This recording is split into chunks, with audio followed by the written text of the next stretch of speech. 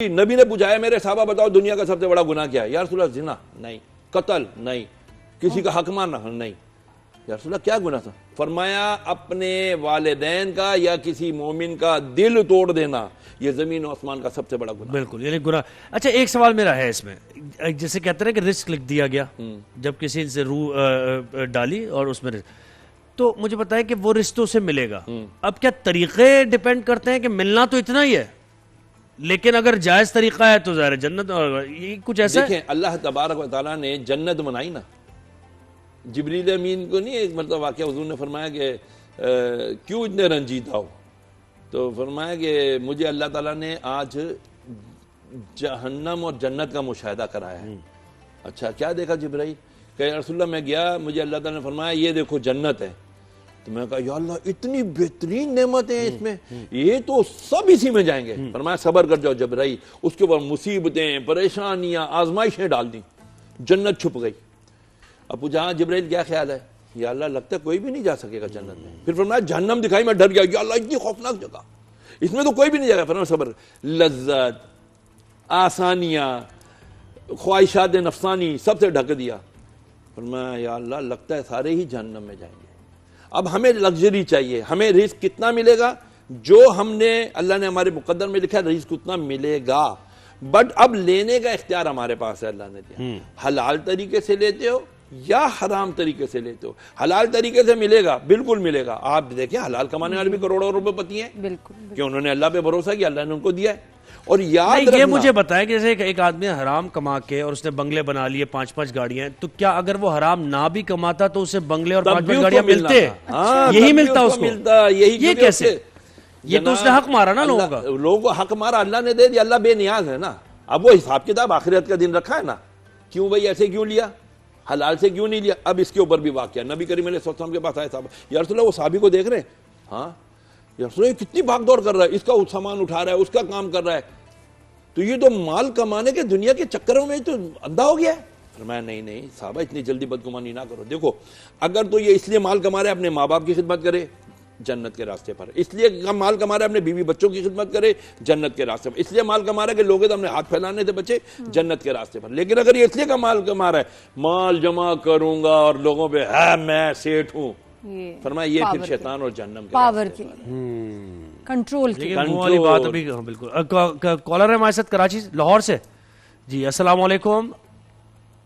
وعلیکم السلام۔ جی بھائی آپ علی ہے لاہور سے، جی علی کیا سوال ہے آپ کا؟ جی میرا مفتی صاحب سے سوال تھا کہ میں نے 2-3 دفعہ چھوٹے موٹے کاروبار اسٹارٹ کیے ہیں لیکن اس میں میرا ہمیشہ نقصان ہو جاتا ہے، تو اس کی برکت یا کسی اس کے لیے کوئی وظیفہ وغیرہ بتا دیں۔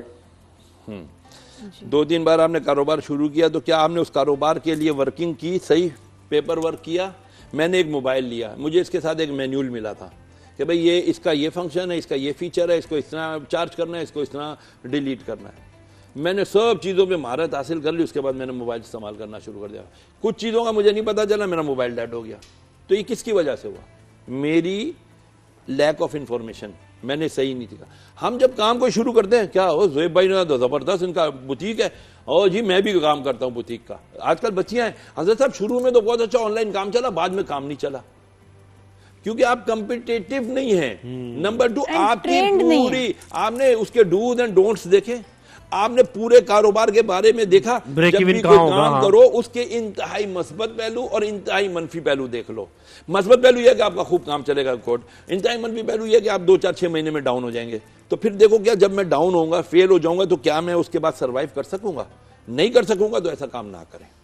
ہم مثبت اور منفی پہلو دیکھتے نہیں، اللہ تعالیٰ نے عقل شعور دیا ہے لیکن ہم نے تو دوسرے کو دیکھا دیکھی کرنا ہے نا، اور وقت نہیں لیتے ابھی، نہ اسٹڈی کرتے ہیں، نہ اس کے لیے کوئی دماغ لڑا دیں گے یار میں کس طرح سے اپنا کام کر سکتا ہوں۔ اور یاد رکھنا مال تو کبھی بھی باعث فخر یا کوئی اچھی بات نہیں ہے، اتنی ہی پکڑ ہے جتنا مال ہے، جتنا مال اتنا وبال۔ بالکل، یہ تو پھر حساب کتاب دینا ہے۔ یعنی حضرت مولانا روم رحمۃ اللہ علیہ فرماتے ہیں، کہتے ہیں میں حیران ہوتا ہوں ابن آدم پر، انسان پر مال پہ خوش ہوتا ہے جبکہ اس کے حلال پہ حساب ہے، اس کے حلال کمانے پہ حساب ہے، حرام پہ تو عذاب ہی عذاب ہے، حرام پہ تو عذاب ہی خوش ہو رہا ہے یار میرے پاس مال ہے۔ بالکل صحیح، کتنی گہری بات ہے۔ وہی بات ہے نا. خیر یہ مجھے پوائنٹ جو ہے نا تھوڑا سا کلیئر آپ نے بھی کرنا ہوگا. ایک تو وظیفے کے کبھی سوال آیا ہے, لیکن یہ جو آپ کہہ رہے تھے نا کہ لکھا ہوا اتنا ہی ہے رزق, تو یہ مجھے ذرا سی ابھی کلیئرٹی اس میں نہیں آئی ہے. ہاں یہ ہم کلیئر کہتے کر ہیں دیں. بڑا عالی شان گھر بنا لیا میں نے, کوٹھی بنا لی, ھذا من فضل ربی, یہ تو میرے رب کا فضل ہے. ارے نہیں بے وقوف, یہ رب کا فضل نہیں ہے. اللہ نے فرمایا میں نے تو مال اور اولاد کو تیرے لیے آزمائش بنایا ہے, میں تو تجھے دے کے آزما رہا ہوں, تو سر بے سجود ہو جائے, اللہ تو نے دے دیا میں کیسے حساب کروں گا. ایک بزرگ رحمت اللہ نے ایک نوجوان کو بد دعا دی, جا اللہ تجھے مالدار کر دے. وہ بھی نوجوان تھا, آج کا جیسا نہیں تھا. وہ پڑ گیا, پر حضرت صاحب اپنی بد دعا واپس لیں.